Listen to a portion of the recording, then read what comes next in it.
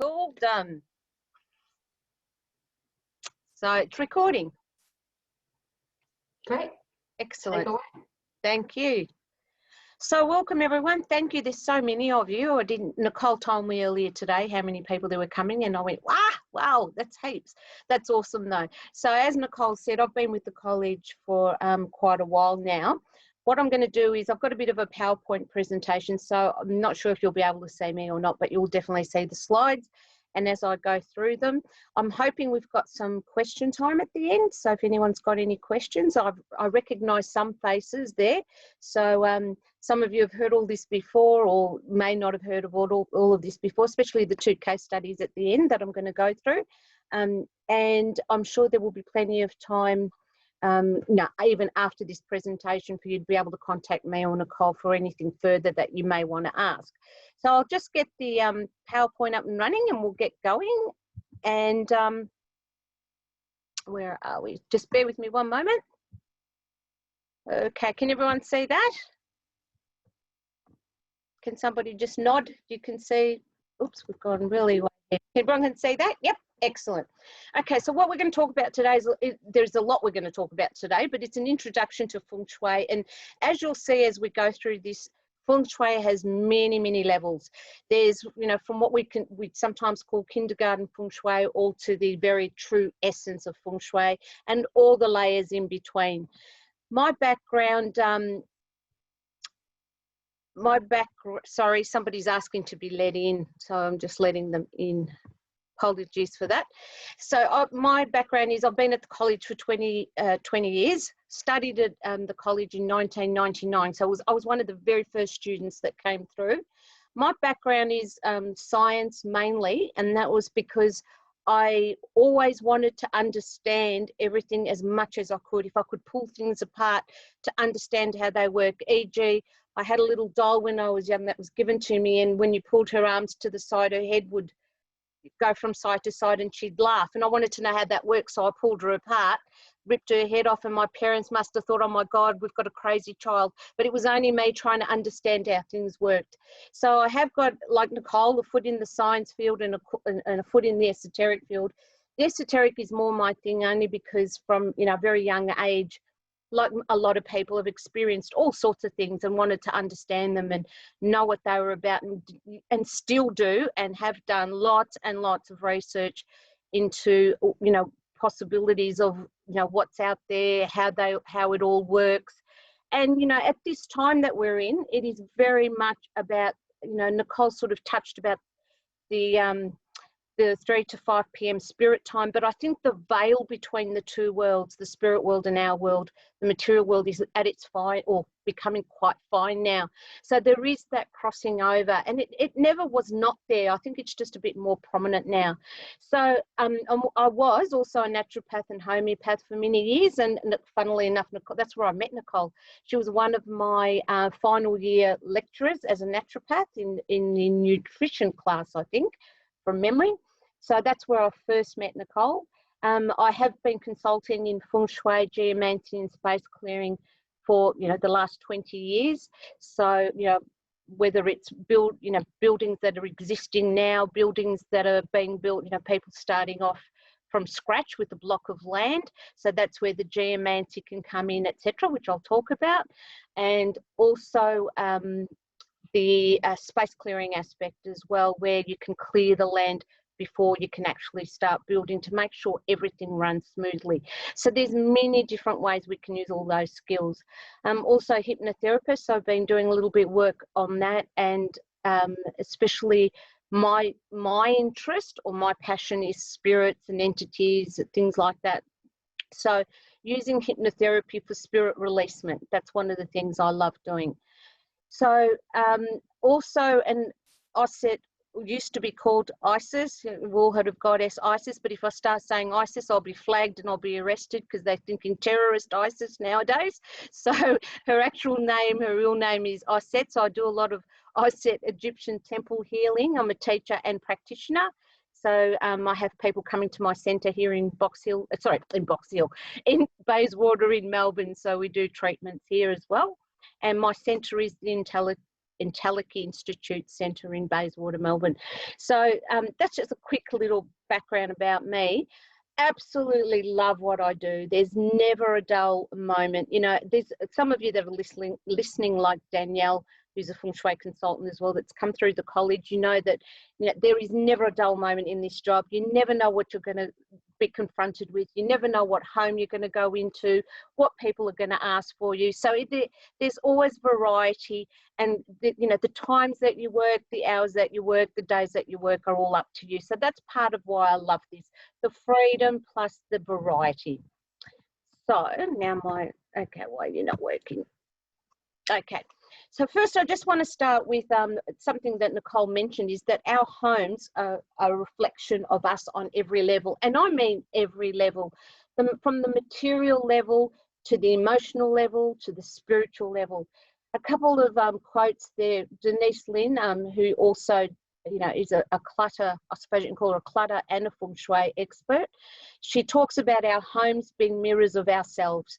They reflect our interests, our beliefs, our hesitations, our spirit, our beliefs. They talk about ourselves and our world. Coco Chanel, an interior is the natural projection of the soul. Your home should tell the story of who you are and be a collective of what you love. So when we go into a home as Feng Shui consultants, we're not just looking at the physical aspect, we're looking at energetically what's going on. You know, what people have got in their homes is an outward manifestation of what's going on inside. So as consultants, we go in and we're reading the space, we're reading the energies. So it's interesting in the aspect of sometimes what people are telling you they need, what they want you there for, and what you're actually seeing can be two different things. And I'm going to show you that in the second case study towards the end of this talk. So you can see what this lady was asking of me, what we were seeing. I've got photos, so you can see the photos, and what was actually going on. So how you as a consultant or someone as a consultant can come in and pick up on all that, and how you could help the person, because this is what this is all about. It's about helping people in many areas. Feng Shui is about 8 different aspects of life that we look into. So we divide Feng Shui up into what we call 3 lux. And I think this is important. Even though I've got percentages there, they're just rough estimates. Don't take them literally, but on a rough aspect. So we have what's called heaven luck, which is makes up about 30% of us, which is what we're born with. You know, when we're born, like I've got dark hair, I've got brown eyes, you know, my previous karma and my astrology. So, you know, even though I might be able to wear blue contact lenses and dye my hair blonde, I'm still who I am, my blueprint. Whatever I've been, you know, if you're into karma, if you're into past lives, whatever I've brought into this life with me, my gifts, what I've got to learn from this lifetime. And astrologically, whether it be Western astrology or the Chinese astrology aspect. Chinese astrology actually gives you a lot of information in terms of when we're doing Feng Shui.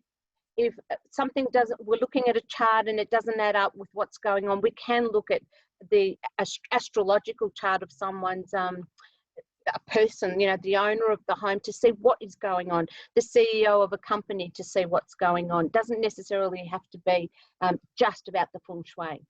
Earth luck is where Feng Shui actually fits in. So it's about 20% of what's going on in your life. So it's where you live, where you work, the country you were born in. So you're born in a third world country, you know, the economics, the political climate of the country, etc.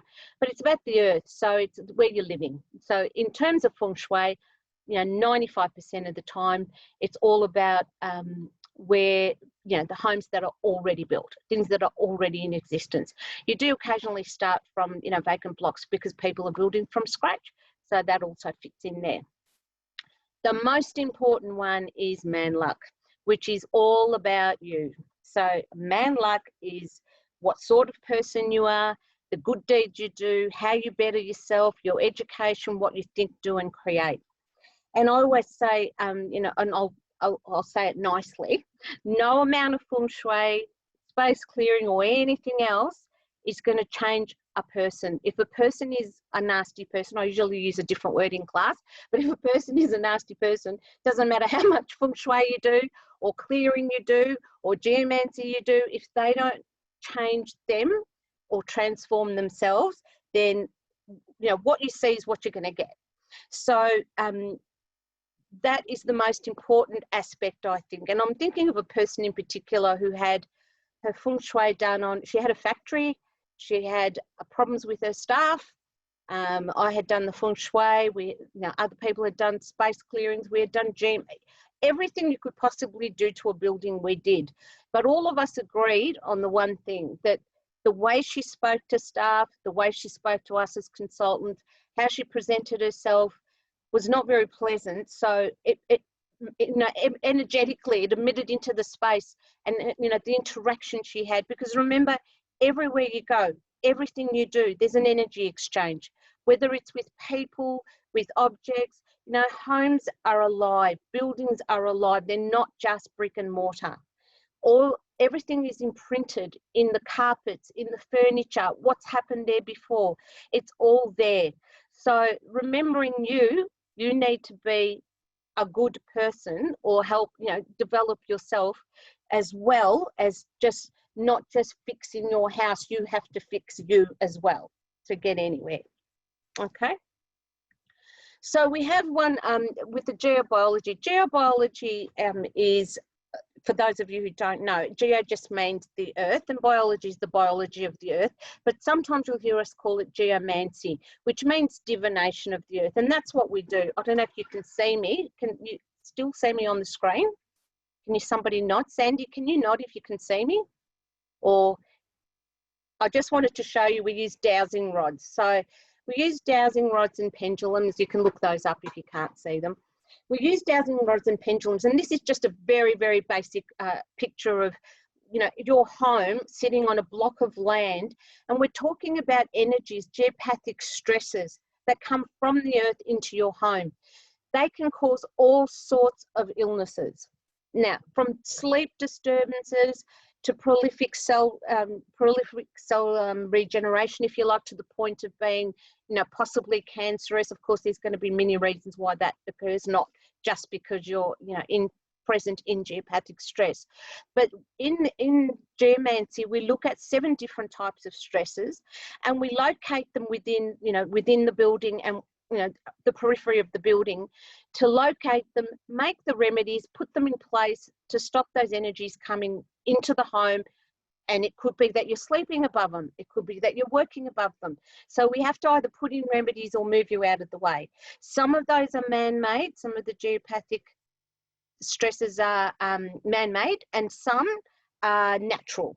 So we go through all those, and we take into consideration where they are and what we can do about it. Of course, like with everything, there's not always a solution to every problem, but we always have what I call good, better, and best. So we do the best with what we've got.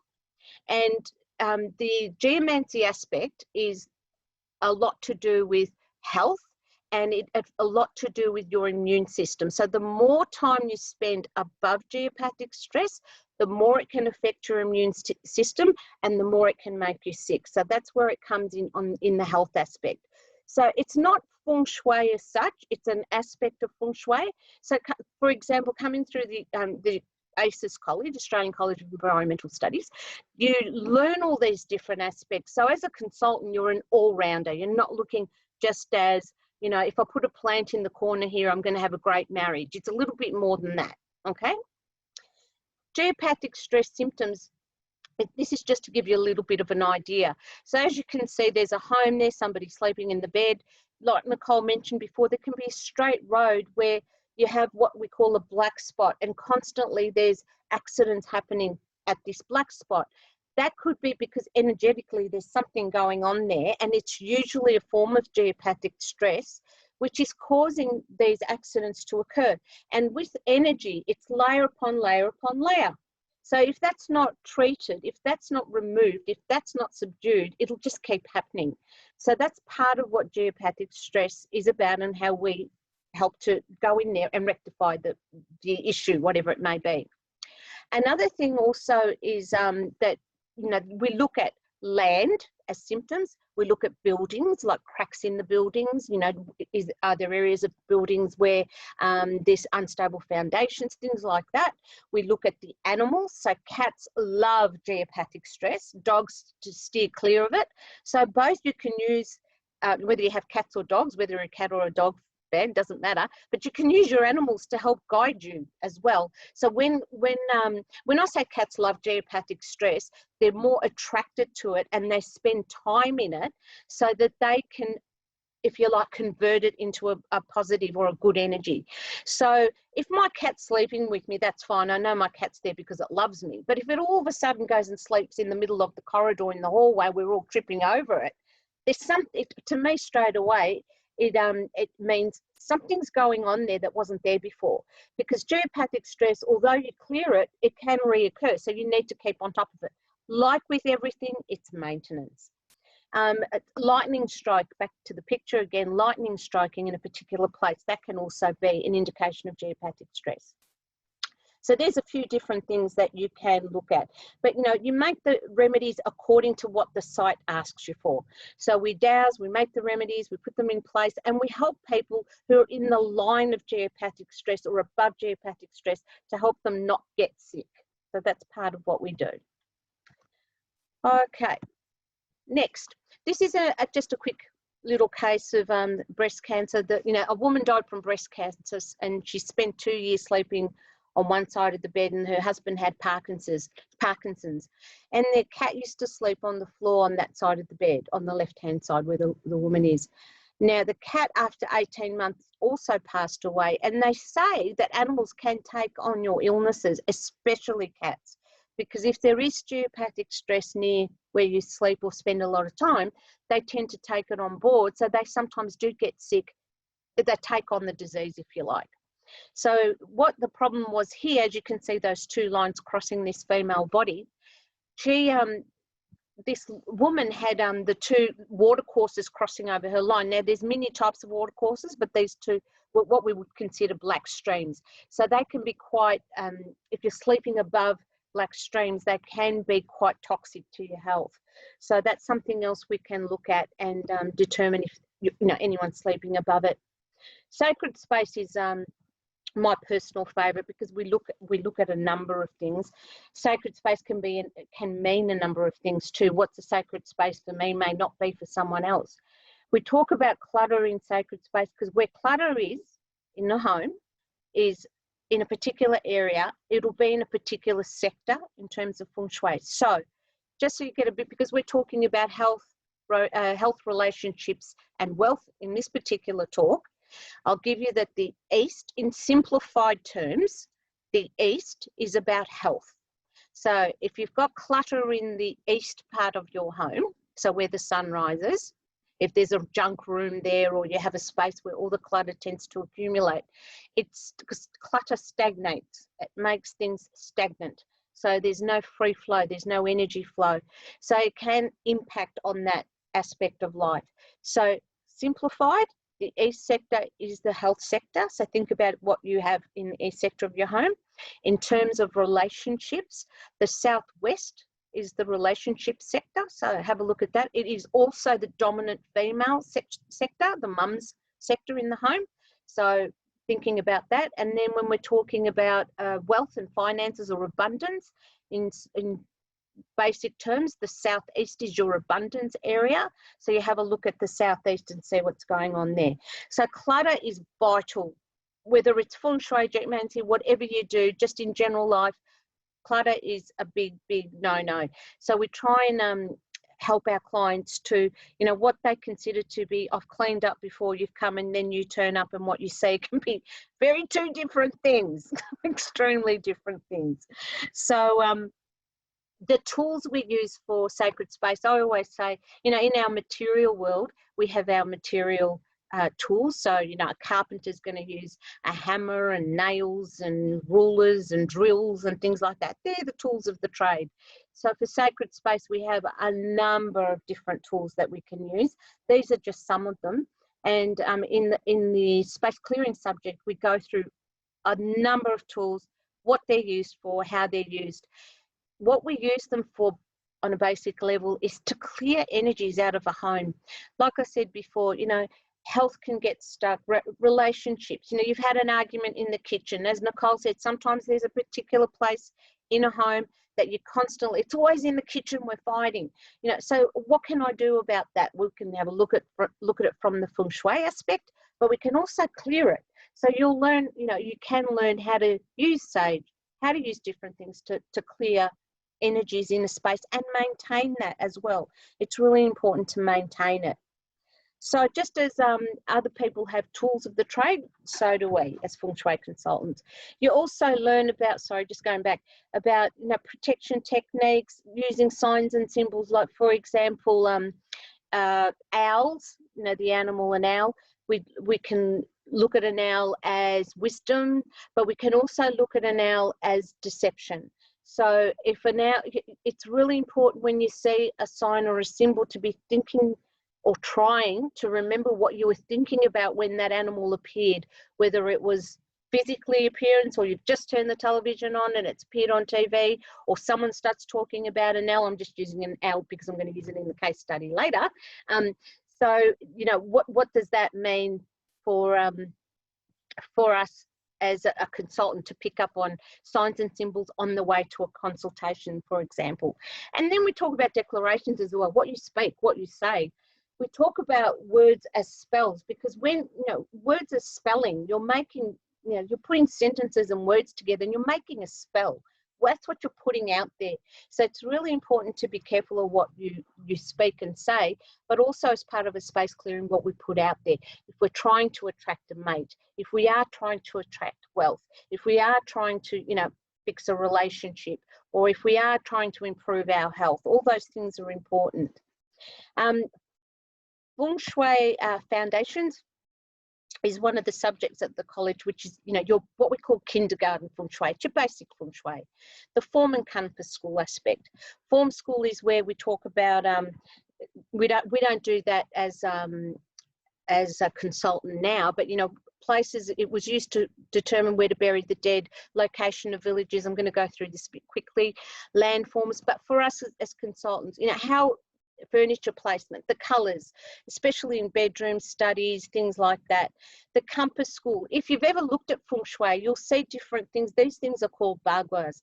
The one on the left, that's the black hat sect school, is the one where you say you put the bagua where the career sector is at the door of the house, and everything else just fits accordingly. And that's really kindergarten Feng Shui.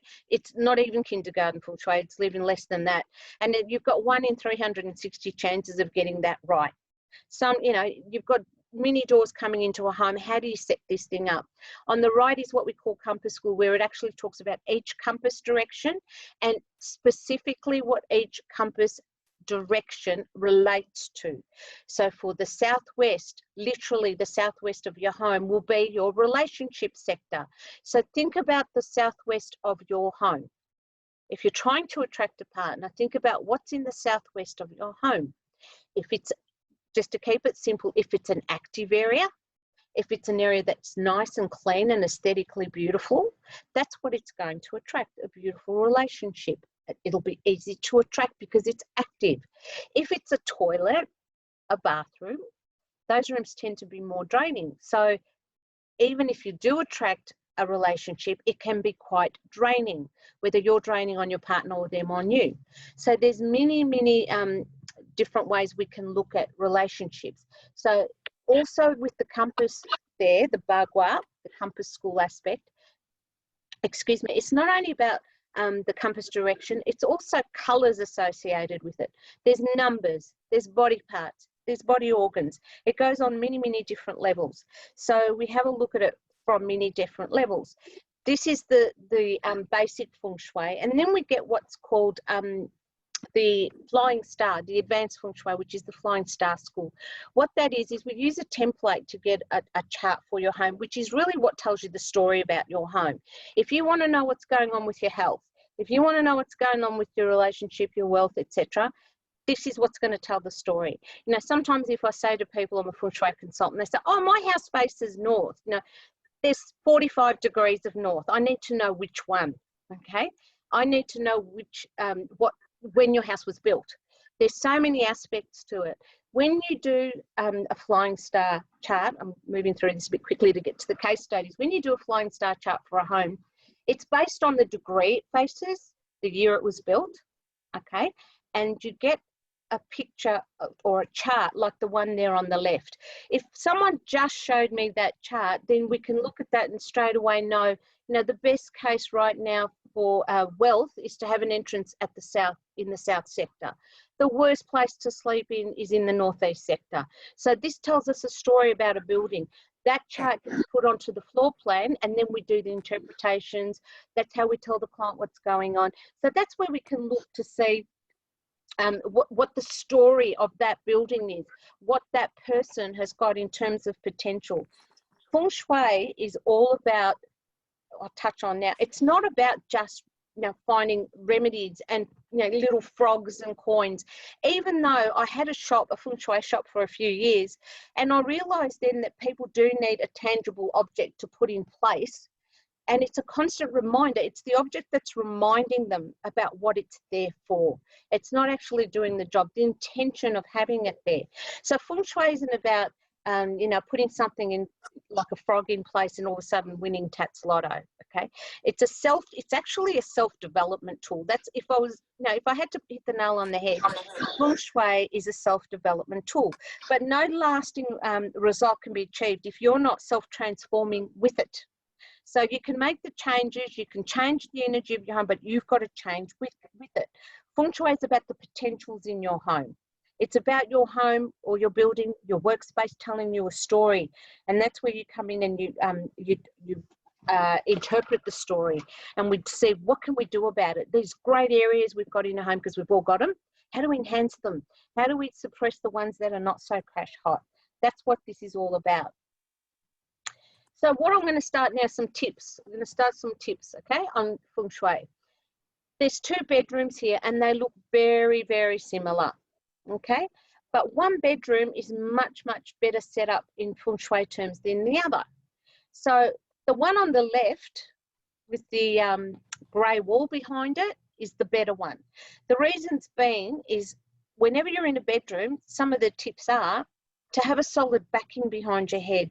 It's support, it's protection, and it's what we call the black tortoise. It provides all those things for you while you're asleep. The bedroom on the right with the window behind it doesn't provide that support and protection. It doesn't mean it's a big no-no. If you're sleeping, it really helps to have those blinds closed, etc. But that having a solid backing is the best case scenario. Then when you're standing at the foot of the bed, we have what we call the 4 animals. On the left-hand side is what we call the tiger, and he's very quiet and yin. That's what we want in a bedroom to be prominent. Whereas on the right-hand side is what we call the green dragon, and he's more yang, and he's more active. So you don't want that in a bedroom. You go to bed to sleep, to rest, and to recuperate. So the bedroom on the left, with the grey back wall, is the better one for those simple reasons, that it has the solid backing. The left-hand side, when standing at the base of the bed, is much more prominent than the other one that's on the right. The one on the right also has a mirror, and we don't like mirrors in a bedroom. Mirrors are considered a no-no in Feng Shui in a bedroom or any reflective surface, because mirrors reflect a couple of reasons. One is when you sleep, they say that your spirit and soul astral travels, goes to astral travel land. And sometimes, I don't know if any of you have experienced it, you're lying in bed and you jolt awake or you jump in your sleep. That they say that's because your spirit's caught a glimpse of itself in the mirror or on a reflective surface. So that means you don't get restful sleep. So that's the first reason. The second reason is if you have a partner and you're sleeping in a bedroom with a reflective surface, the arguments you have, the disagreements, the tensions, things like that, just go backwards and forwards in the mirror. So they never get resolved. So that's just a couple of reasons in Feng Shui they say, we shouldn't have these surfaces in our bedrooms. Plus, of course, all the electricals. But you can, going back to mirrors too, you can cover them over, because a lot of bedrooms have, the wardrobes are all mirrored. So you can close one of the doors, or you can hang something over it when you're asleep. You can do something like that if that's your case scenario. And of course, keep electricals to a minimum, or at least a couple of meters away from your head if possible.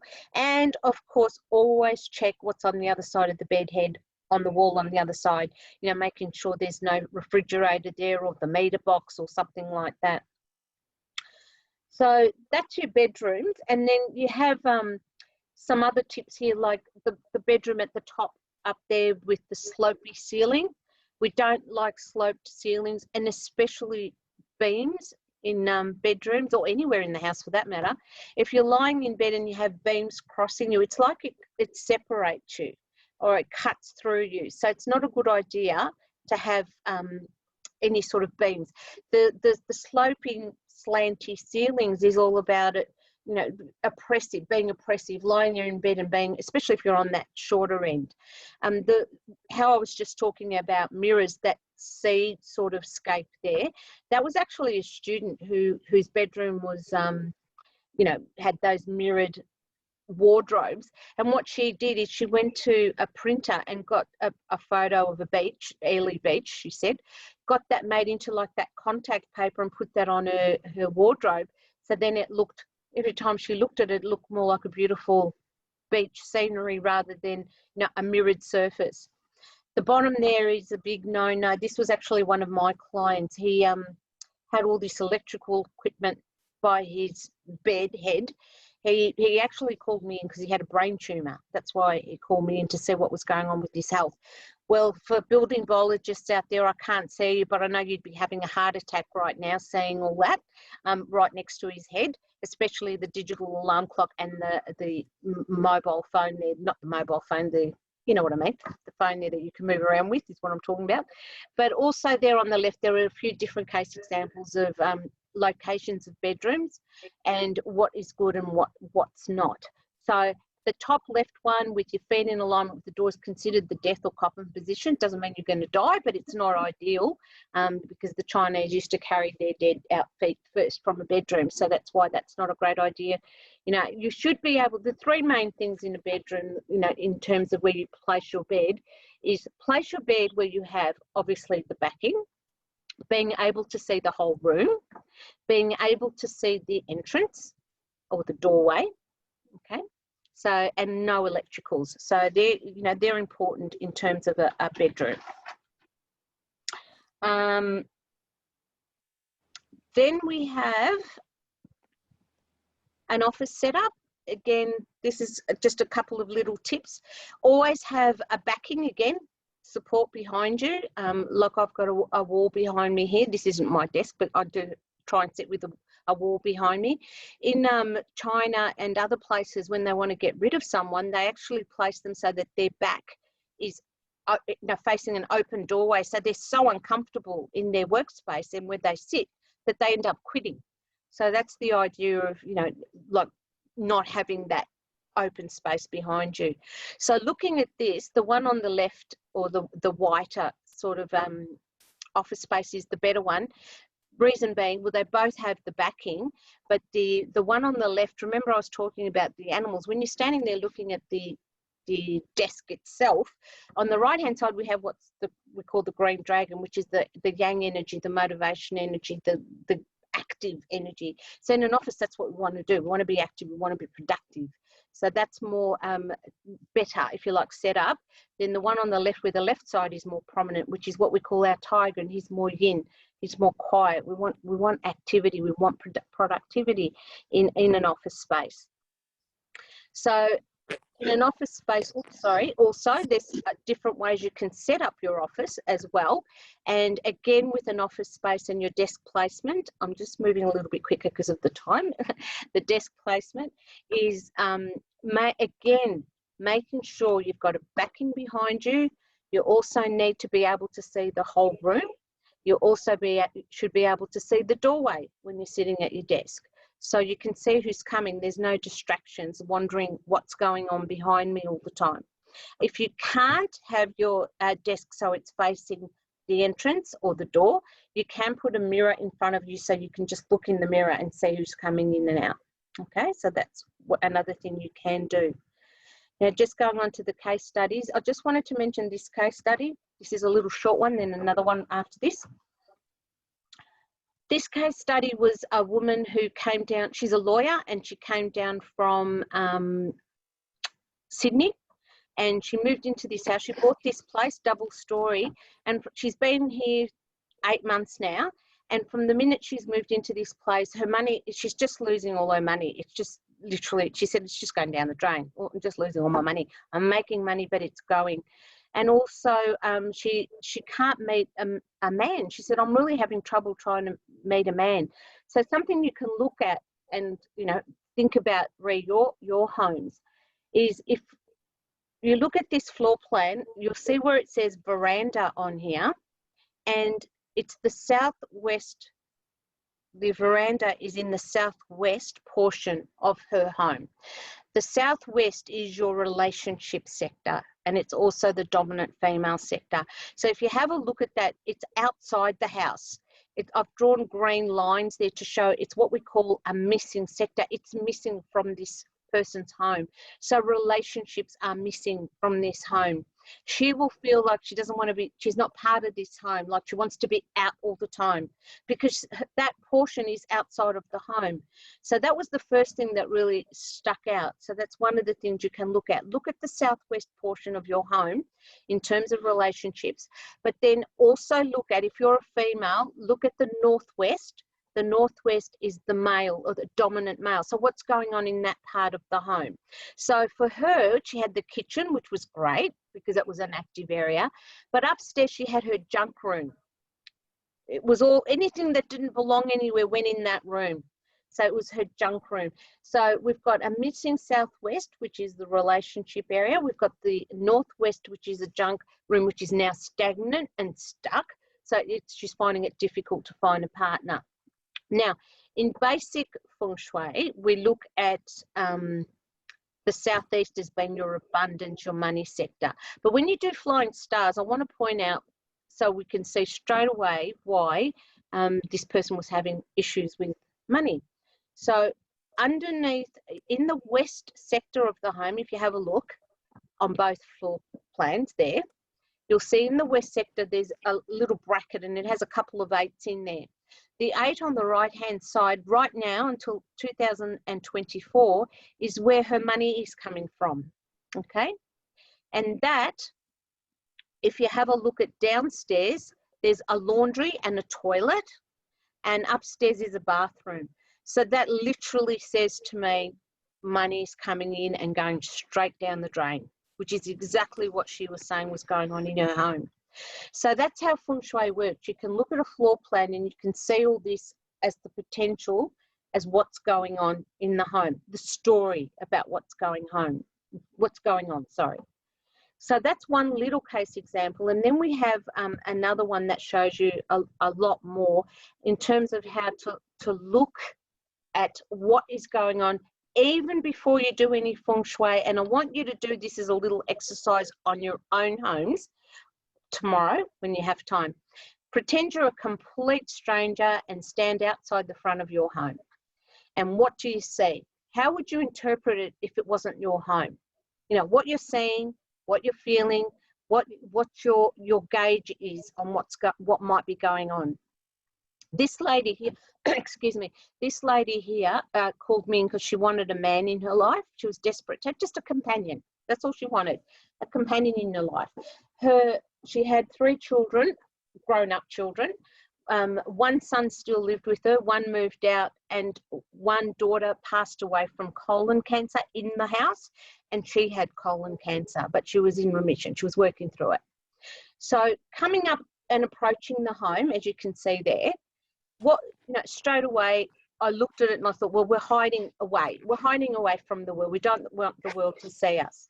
So keep thinking about your own homes and when you approach your home and what you're seeing. So that was what I first noticed. And then trying to find the entrance. So if you see the floor plan on the left, the entrance is on the far left where the pergola area is. So from the road, I couldn't see the entrance. I had to go looking for it. So that's telling me this person is hiding away. So walking through that garden area out the front, there were many little different pathways and they all came to a dead end. So I had to keep going to different pathways to find my way to the door. So that's telling me, there's a lot of obstacles, a lot of endings here. We've got to move beyond these. When I entered the door, when I went into the entrance, that's what greeted me. So thinking about, you know, we're trying to attract a partner here, we're trying to attract, you know, a mate, and we come in and we have this, by the way, she was an artist, so she made all this stuff. She made sculptures, she painted, she was an amazing artist.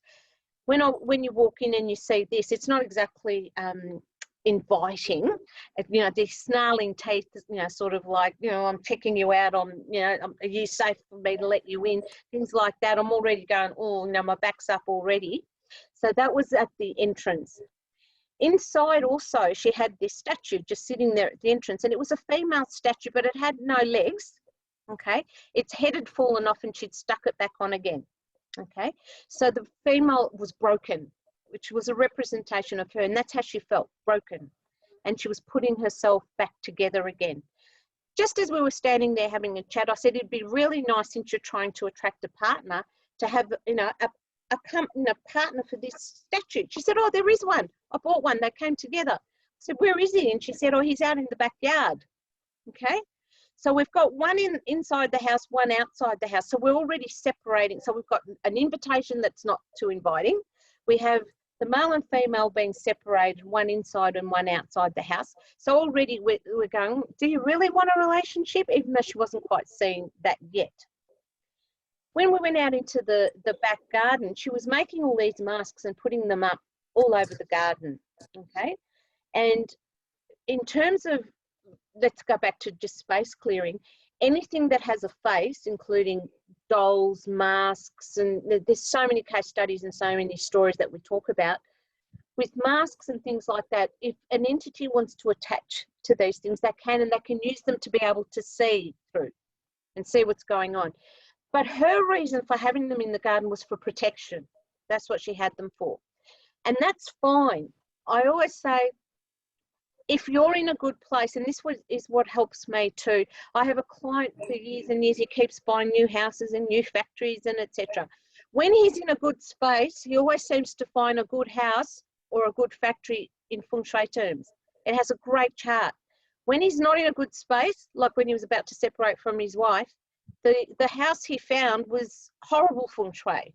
So sometimes where the person is at is what they're attracting in. That's the home they attract. That's the environment that resonates with them, okay? So this was resonating with her, the protection that she put in with these things, these masks. But for anybody else walking in that space, it's not exactly inviting, okay?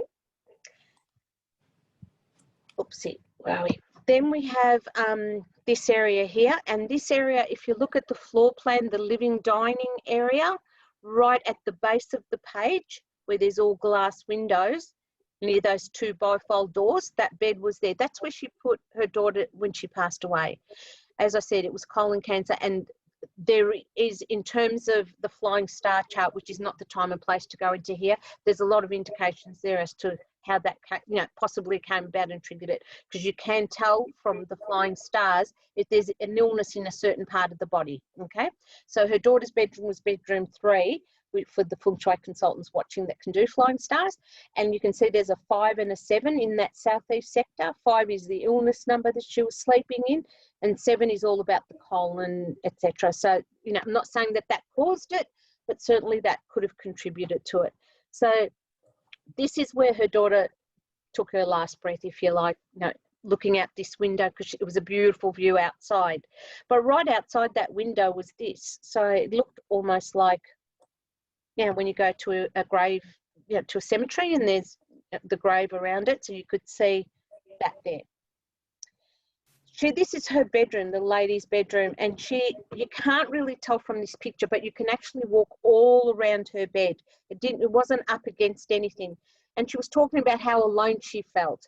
It's like she had an island. Her bed was an island, and she was there on her own, and nothing surrounding her, nothing able, you know, she had no backing, no support, no nothing. She was just this little bed in the middle of the room with no support, and just floating in space, if you like. There was nothing there. So that also was an indication to me how, you know, about how she felt about herself. The only good thing was when she spoke about her garden, she said as she tended to her garden and, you know, fixed it up and put the plants in, the more she healed the garden, the more she healed herself. So that was a really good thing to know as well. This is the heart. Now, if you have a look at the circle on the floor plan, half the circle is inside the house, half is outside, and there's a gallery portion. This picture is from the gallery portion. That circle is the heart of the home. And what she kept saying to me is, my heart's not in this home. My heart's not in this home. And if you have a look at the chart, half that heart is not in the home. And the other half has got all this clutter clambered up against it. So there wasn't much breathing space. There wasn't much that she could do or was feeling in this space until, one, the clutter was removed, and two, we would do what we call, remedy the missing sectors, so that she could feel complete and whole again. So everything she was speaking, because what clients say to you too is so important, because you start to get a little bit of a hint as to what might be going on inside the home. So that was the heart of the home. And this was what really did it for me. If you have a look at the northwest portion at the bottom of the screen, that northwest is the dominant male, or a male in her life. It's completely missing. It's all outside of her home. And that was a decking. And that's the deck there that you can see in the top right-hand picture. And she locked it off and put a sign there. The sign said, "Do not enter, rotten deck." So what is she saying? She's saying in that portion, apart from the fact that it was outside the home, so there's no man there, there's no man in her life, but it is also rotten. All men are rotten. Okay? So that's what she was portraying there. And that's what she was putting out there. And there was another picture, I don't know where it's gone. There, this one. This is a picture she painted of two owls, one to represent her and one to represent relationships. So the one with the blue eyes is her. She said, "That's me. I always go into all these relationships with my eyes wide open." And the other owl with the dark eyes, she talked about all the men I seem to attract have got something to hide. And remember at the beginning I said owls can mean deception. So she actually portrayed that in a painting without actually knowing what she was doing, and putting it there on display. So every time she looked at this print, it was all about the deception and the men she was attracting as compared to how she went into the relationships. So just this little quick case study without doing, going into the in-depths of Feng Shui, etc. So looking at your space, starting from your entrance and walking through. Your east, have a look at the east. That's all about your health. If we keep it simple, that's the form and compass school aspect. There is the flying stars as well.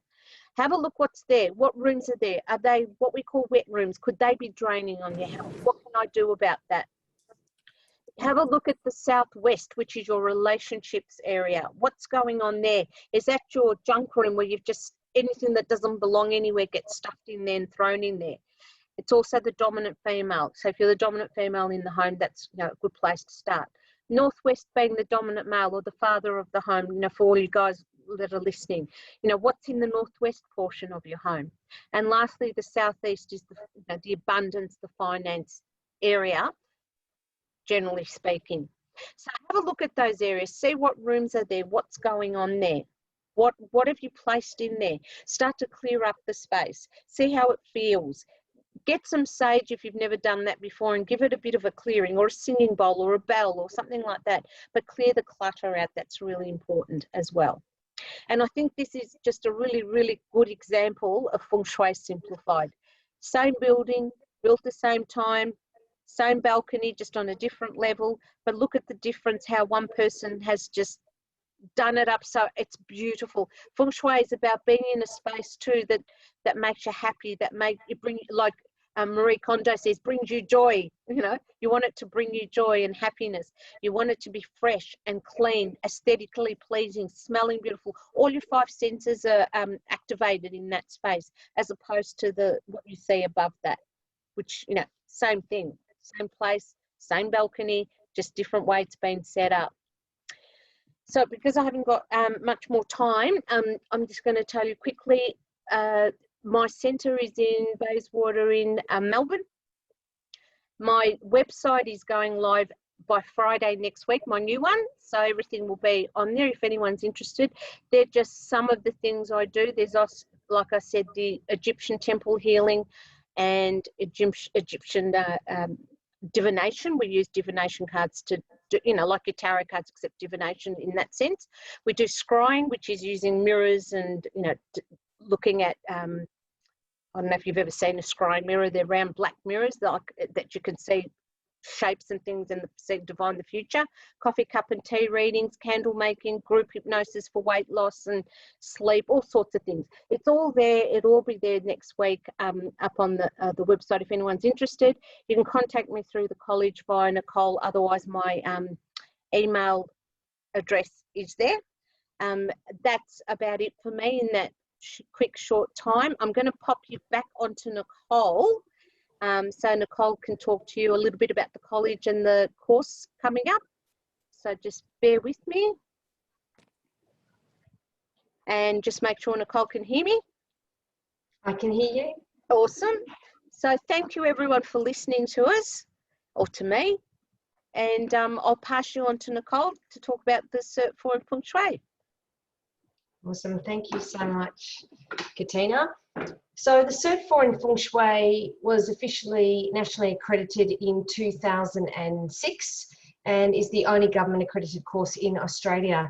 The course is not about buying Chinese money frogs and wind chimes and hoping you're going to win Tats Lotto, just to get really clear.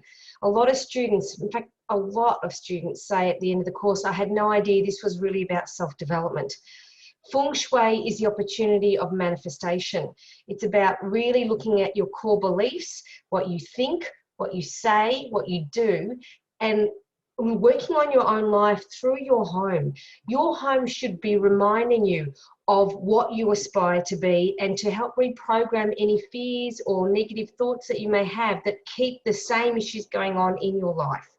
So many students tell us at the end of it, gee, I didn't realize it was self-development, because you'll be looking at your house. You're in the right house at the right time, even if you're renting, even if you hate your house, whatever, you're always in the right place at the right time. It reflects your past. Everything you've thought, said and done has created your reality now. All your issues you have with your money stem from your core beliefs about it, and often they're beliefs you've inherited from your parents, from the people around you, from your culture, etc. So it really takes quite a bit of effort to really bring that to the surface and see how the house is reflecting that, and more importantly, creating the best version of yourself. So part of the new part of the Feng Shui course we've got is about vision boards and about what is the best version of you. If money was no problem, what would you be doing with your time right now? What is the best version in terms of what things would you be doing with your life? You know, who would you be in the same relationship? All these things, which can become quite confronting. But unless you do this to yourself, unless you are an example, then you can't do this for other people. And that's the thing, being a Feng Shui consultant, is you need to be an example to others. You need to be something that practices what they preach. You don't go to a financial advisor who's gone bankrupt, you know, who has no money. It's the same with Feng Shui. Unless, you know, everyone has ups and downs in their life, but how you deal with adversity makes you who you are. Holding on to the fear just creates the same stuff over and over again. So the environment should remind you, okay, yes, I do want to go on that European holiday, and that's why I'm going to work. Or this is the mentors I have in the world that I aspire to be. It's like you become who you hang out with. So true. One of the best advice I ever had when I was doing my PhD is my supervisor said to me, Cole, to be an expert in the world, all I want you to do is know 1% more than every other expert in your field. And the way to do it is to interview them all, get all their knowledge that they've accrued for 30, 40 years of practice, you know, interview 20 of them, so you know their knowledge, which is, you know, hundreds and hundreds of years of clinical practice between them. You know 1% more, you become the expert. You become who you hang around with. Get clear about the people who drain you, the people who give you the vitality and energy, and be specific. Be specific about the food that comes in your mouth, the air that you breathe, the people you hang out with, the news that you're watching. You become that. So it's important to take responsibility for where you're at right now, and moving forward, have a clear vision about what your best version is. When you start moving into that, magic happens, and your environment is the perfect opportunity to do that, because everywhere you look, you've got things like objects and pictures and paintings and things, and look at it and go, does this bring out the best in me? And if it doesn't, let it go. So the subjects, there are six subjects in the course, 4 core that you have to do and 2 electives. It's 10 months full-time, 2 years part-time. Once you finish, you become a practicing Feng Shui consultant with the Association of Feng Shui Consultants and International Feng Shui Association. Now, Took, I think you need to move to the next slide, please. Are you able to do that? I can't get to the next slide. Hang on. Great.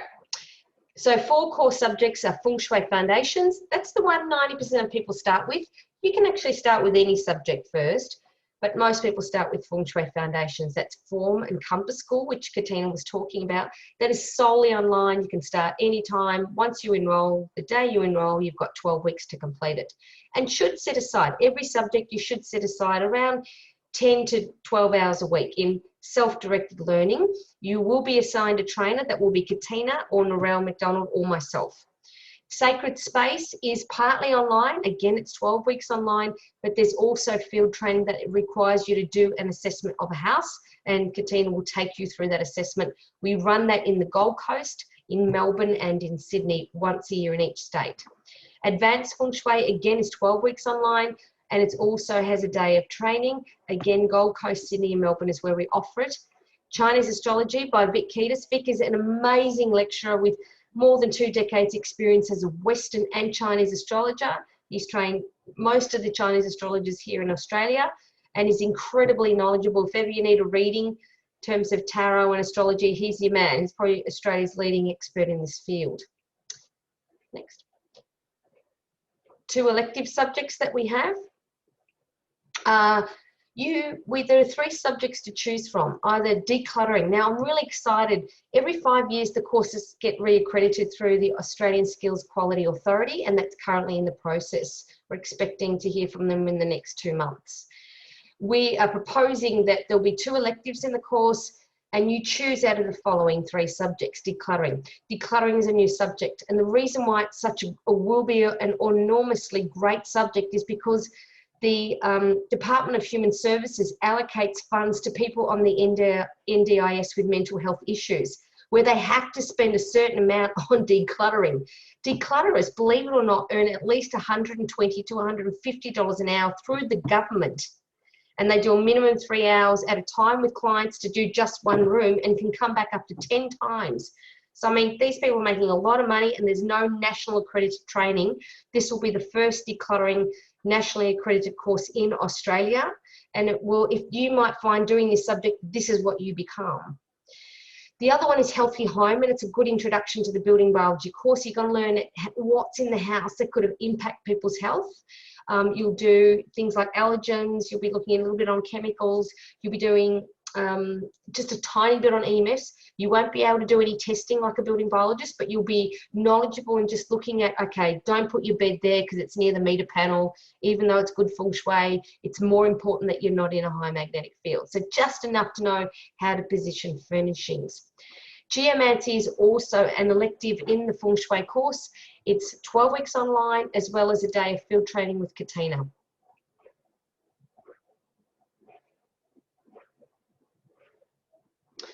The investment, it's $795 per subject. They're all 12 weeks in duration. Some have field training.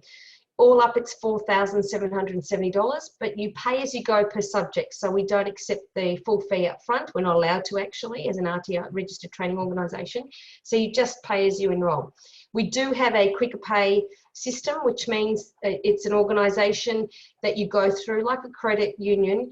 And basically you pay every 2 weeks over six installments to pay for the subject. So you pay for it over the 12-week period, which means you've paid for the subject by the time you finish it. So that is also an option. There is a $50 fee involved with that.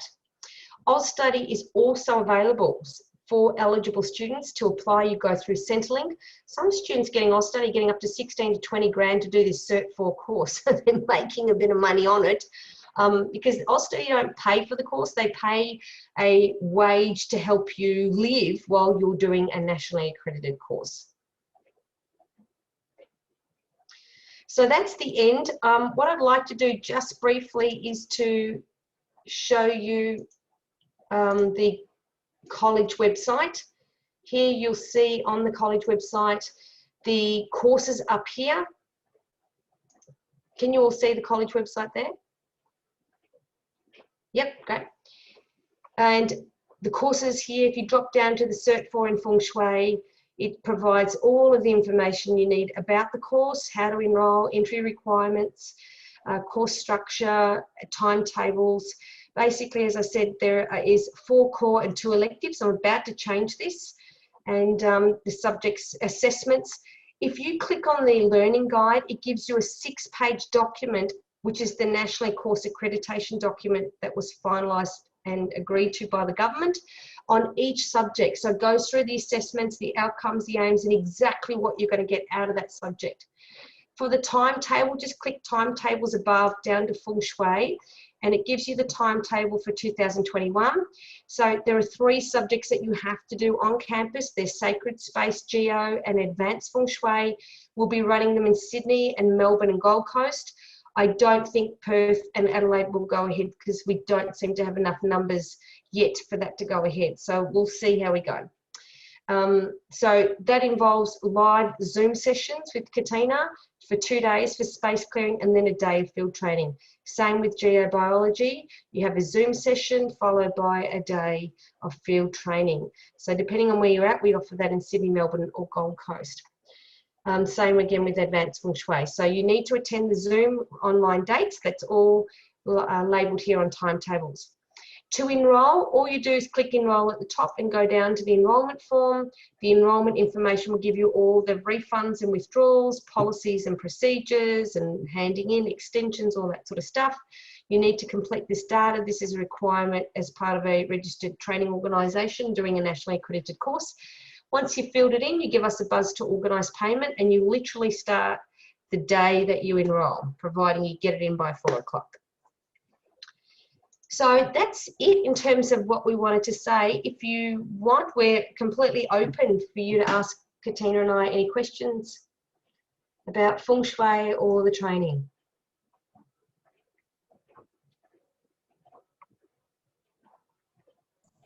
I have a question, Nicole. On the what you just showed us, the timetable, the Gold Coast, for example, both of the subjects were on the 6th of November. So you've got 2 trainings happening on the same day, is that right? Yeah, one's in the morning for 4 hours, one's in the afternoon for 4 hours. Okay. So they're half days.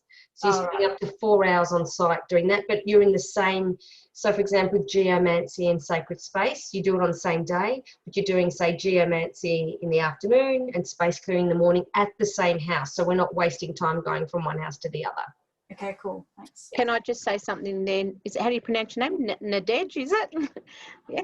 Nadej, yeah. Yeah, Nadej. Yeah, so what Nicole is saying, we do the 2 days of Zoom, which is the theory, and then we have a home that we spend all day at, and the first half of the day we may do the space. I take you through a full space clearing, so you understand what to do from beginning to end, and then we have a break, and then in the afternoon we do, for example, the geomancy, and I'll take you through so you know exactly not just the theory, how to actually do it practically as well from beginning to end. So I take you through step by step. So then you go off and you choose a house, and that's what one of your assessments is, to choose a home, and you do a full space clearing and write a report, or you do the geomancy and do a report like that. So that one day is you're doing 2 field trips in the one day, but at the one house.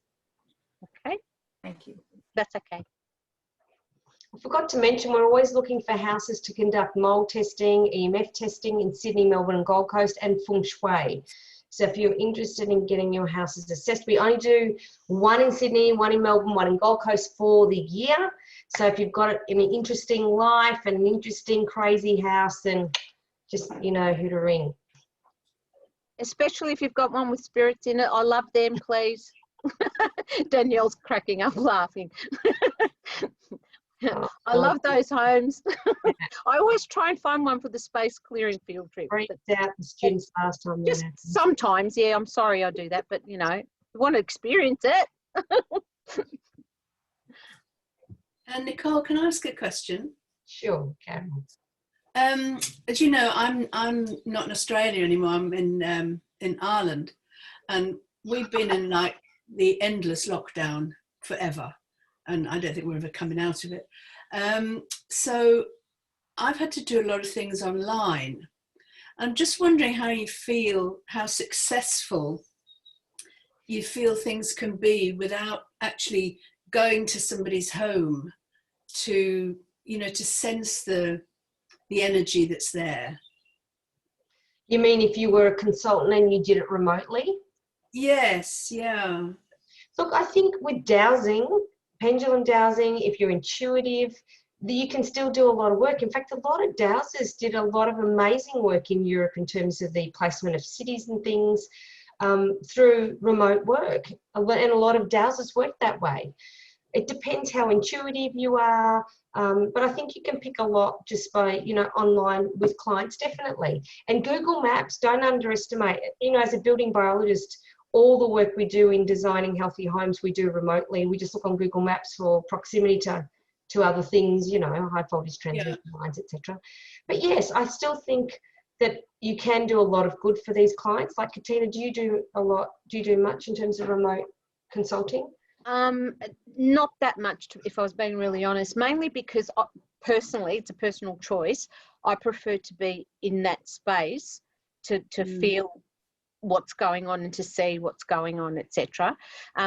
When you do it, like Carol, like you were saying, you could do it via Zoom in the sense of, you know, if your client's got their laptop and they're walking from room to room to show you what's going on, you may be able to pick up stuff like that as well.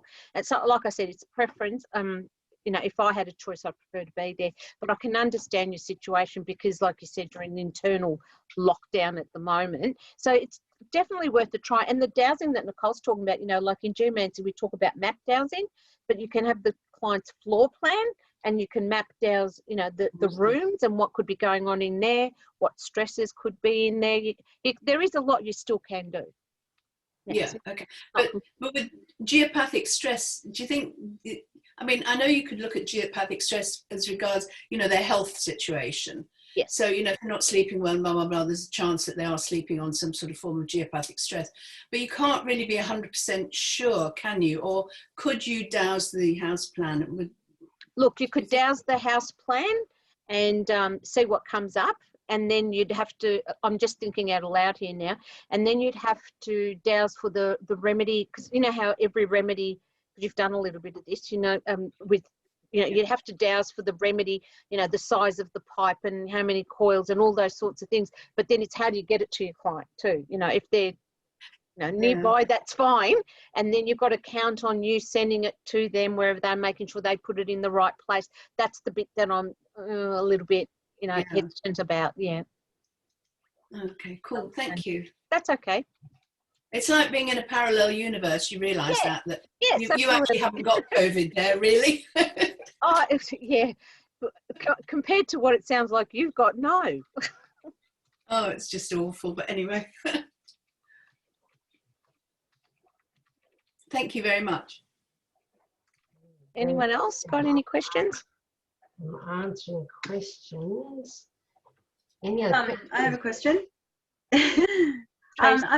I'm just interested in things like outside the house, I guess, garden aspects, landscaping, things like that.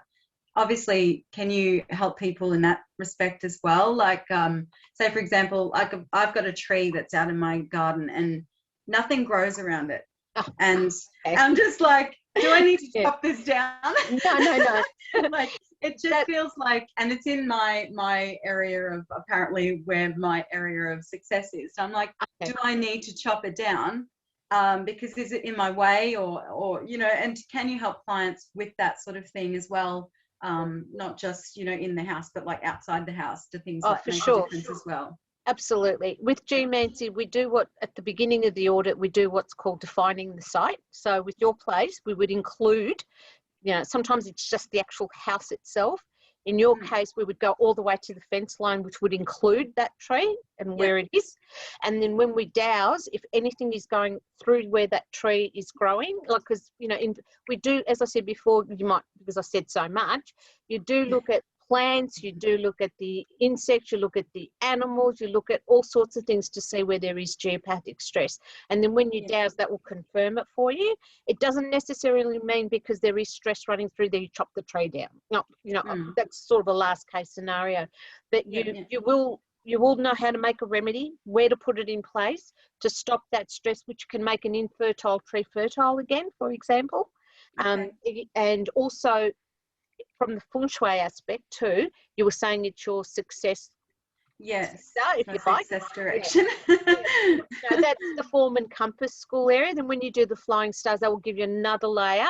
But we also include that in that sector will determine, what, if you like, what colours, what we can bring into that area to enhance it. We're trying to make it as optimum as possible to bring out the full potential of that area. So, and I guess that's the interesting bit for me, like if you have clients that say, for example, like my office, I can't move my office desk to suit a certain way, and how to help them with different things and colors and things to bring in that can make that. That's the idea, because you won't be able to fix everything. You just can't fix some things. You just can't. So you've got to make that's why I was saying there's good, better and best. You've got the scenario, and you've got to come up with options. I just can't come in and go, I want you to paint this wall red, because you might hate red, So we've got to work out options. Okay, there's these 3 different options. Let's see what works. In a 1-bedroom flat, people haven't got another bedroom to go to. There's 1 bedroom. So we've got to make the most of what we've got, and there's a reason why they're in there anyway. But that's super fascinating. I find it really, really interesting. So thank you. That's a pleasure. Like my last home, the worst place you could possibly have an office was where my office was, and it was like what we call the sickness stars, in that room. But I painted the wall, crisscross gold, and I had bells hanging off the door so the cats could play with it, because I'm a cat freak. And I had the wind chime outside the window. So they were all acting as remedies, So that was the sickness room, and you were a healer. And this is what in most of the consults I've done in the past, when I did a lot of Feng Shui consulting a long time ago, is most naturopaths have really bad Feng Shui in terms of the wealth, because their underpinning belief is, if I do something of service to society, I don't deserve money. It is a very core belief that drives humanity. That is a big problem. We're fine to pay a sex stripper, $200 an hour, and, an actress who's got a bum implant, millions. It's just crazy. But we don't pay enough for our teachers, our medical staff, our nurses. We need to shift this mindset. To do something of value, you do deserve that. But in Feng Shui, without fail, every naturopathic clinic I did, they had a 5-water star at the door, which means working hard to make very little money. And they had the sickness star at the door, which means they tracked a lot of people with sickness, which was good. So there's no such thing as bad Feng Shui. Without adversity, you don't grow as a soul, because the purpose of the soul is to experience all of it. You can't experience your divinity until you experience fear, hate, greed, jealousy. That is why we keep incarnating. Once you understand that, then you bless what is the adversity, because then you realize you can consciously choose the best part of that, which is love, joy, kindness, etc. You can't have one without the other. That's the yin and yang. That's the theory of relativity. And that's why in Feng Shui, your environment gives us the opportunity, the bridge to go, how does this reflect me? Whether I like to be there or not, whether I'm in a rental I like or not, you're there out of all the trillions of houses. You're right here, right now, right where you're meant to be. And if you're blatantly honest, which is what we ask our students to do at the beginning of the course, what are all your fears? Where are you at with your life? Where are you at financially, career, relationships? What do you love about your relationships? What do you hate? Why do you keep attracting this pattern? And being brutally honest about that, and then saying, where do you want to go in career? Where do you want to go in relationships? And now start manifesting that. How can we create vision boards and things in the house that remind you to lift your vitality, remind you to think of your best version of yourself, and start reprogramming the underlying fears? Certainly kinesiologists I found helped me a lot, because a lot of the beliefs I had as a naturopath, I'm quite well known in my space as a naturopath, and yet I work very hard for very little. 50 grand a year, doing a double degree, spending God knows how much, 20 years of training, and earning 50, 60 grand a year is ridiculous. Because I came from a family where if you don't work really hard, you don't deserve a damn thing. And it took me years to work through that belief. I didn't know I had it, but by looking at my life and going, I work really hard for very little, I realized that was my belief because that was my life. So Feng Shui gave me the opportunity to go, okay, I don't want to do that anymore. I'm tired of that. And I thought the opposite. I'm going to work less, which is actually crap because I work my ass off. Exactly. I earn a lot more than I did in the past. I'm a workaholic. The other thing we ask students not to do is not to finish one subject and then decide they're going to move, right? Because as soon as you do one subject, you think, oh my God, my home, it's a disaster. I've got to move. And I spend half my time going, please don't move. Just wait till you finish the whole course. Well, there's plenty we can do. Don't move yet. Not yet. And look, some of the worst times you've ever been in, if I look, I use my house as an example with the Warrandyte house where I had the 10 miscarriages. Feng Shui was a disaster. It was a boomerang shape on an Aboriginal sacred site. It had never been burgled in 65 years, and the chi couldn't even get to the front door. So when we moved in there was no opportunities. The career went down the track. It was the worst. The universe goes, Cole, you get in this place because when you experience bad Feng Shui or challenging Feng Shui, when you experience health effects, that gave me the ability to start the college, to develop an entire industry in building biology and Feng Shui. That adversity got me here. So I bless that now because I never, ever would have done that had I not experienced firsthand what that impact could have on my life, my partner's life, my kid's life, etc.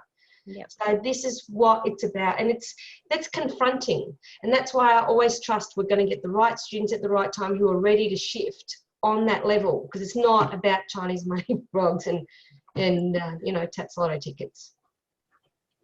Even though that has happened. I've got to say, that has happened. Yes.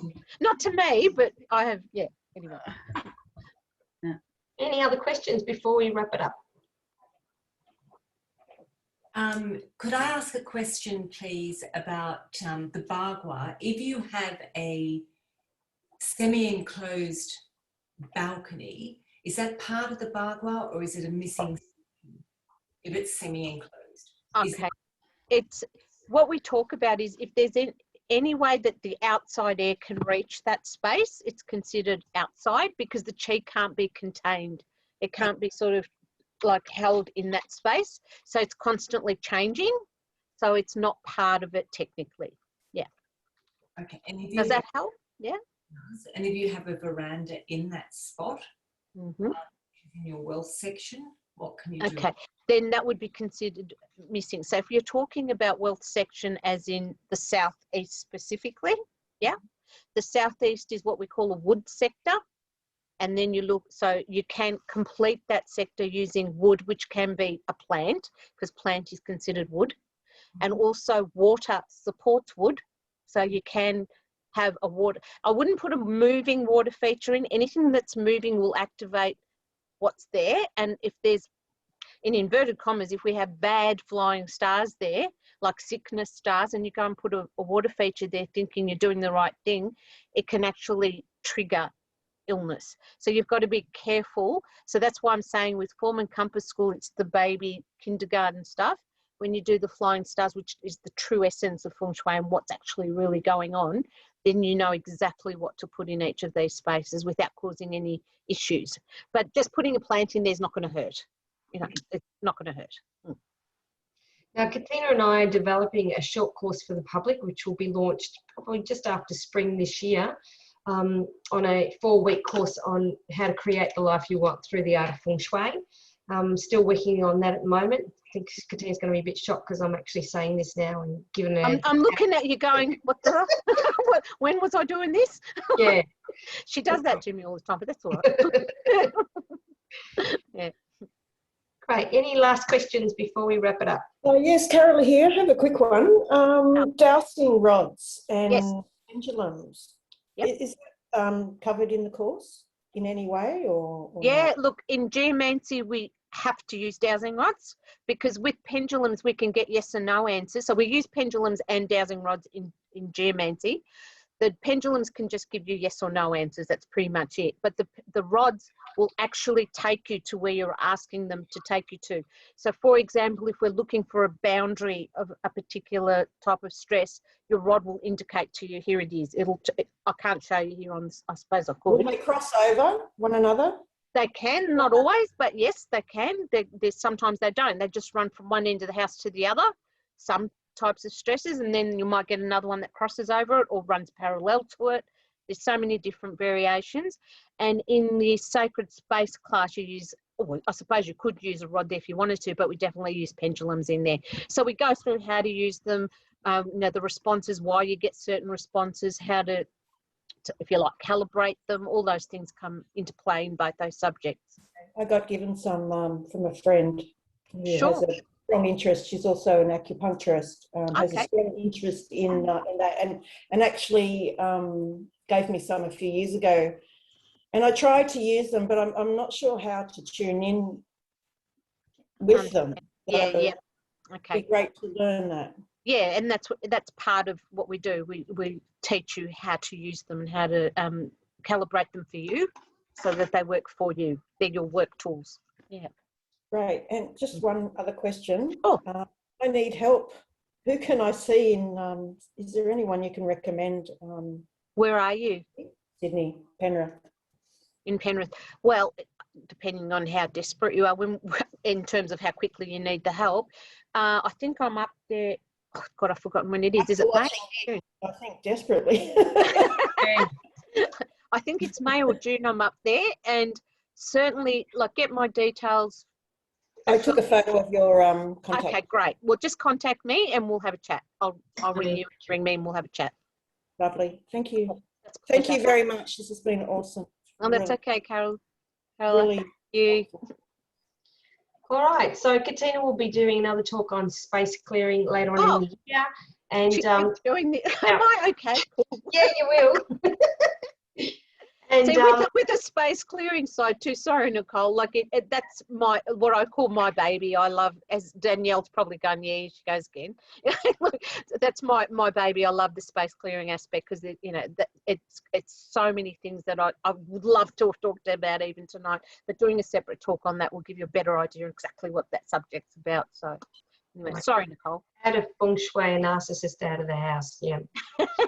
Yes, we'll do that next year, I think. Yeah, We'll okay. do a bit of work on that one. Yeah, if you want to get rid of someone, we know how. All right, last question. Any last question before we stop? No, we're going to record this, so I'll get Pam, my marketing consultant, to send it out by the weekend. If you want to listen to the recording, or pass it on to someone who may be of interest. Anyway, thank you so much. Thank you, everyone. And thank you so much, Katina, for your time in sharing your wisdom on this topic. Yeah, it was too short. It's been wonderful. Thank you. Thanks, guys. Thank you so much. Thank you. I had a quick question, but I left it a bit. Now, Chuck, you've got to stop recording. The bottom.